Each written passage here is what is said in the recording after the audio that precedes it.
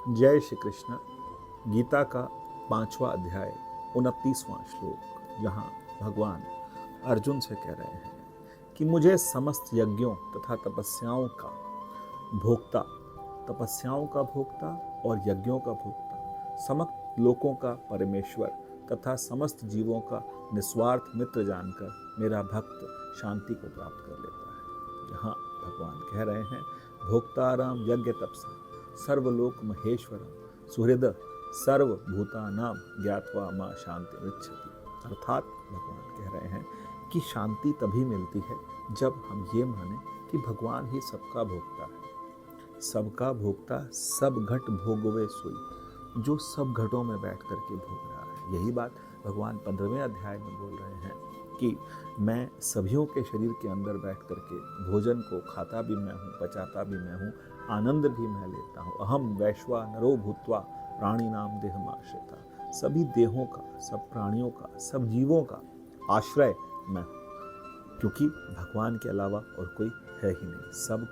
सबका जो आश्रय है, परम आश्रय है, वो भगवान है। तो भगवान यही कह रहे हैं कि मुझे समस्त योग्यों का भोक्ता, सभी तपस्याओं का भोक्ता, समस्त लोकों का परमेश्वर, समस्त जीवों का भोक्ता, सभी जीवों में प्रस्तुत मैं ही हूँ, सभी जीवों के अंदर मैं ही हूँ।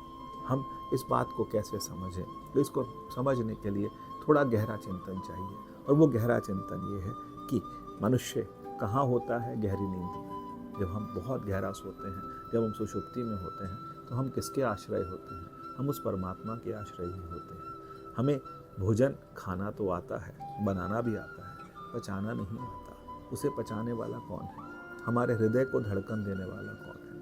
हमारी इंद्रियों के अंदर जो सेंसेशन है वो कहाँ से आती है?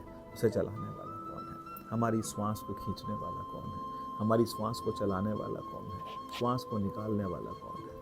कभी कभी ऐसा प्रसंग भी देखने को मिलता है कि किसी स्त्री को नहीं पता लगता कि उसके शरीर के अंदर एक बच्चा पल रहा है। कैसे पता लगा? 4 महीने हो गए, 5 महीने हुए, तब पता लगा कि बच्चा पेट में पल रहा है। ऐसा कैसे हुआ कि उसको पता ही नहीं लगा?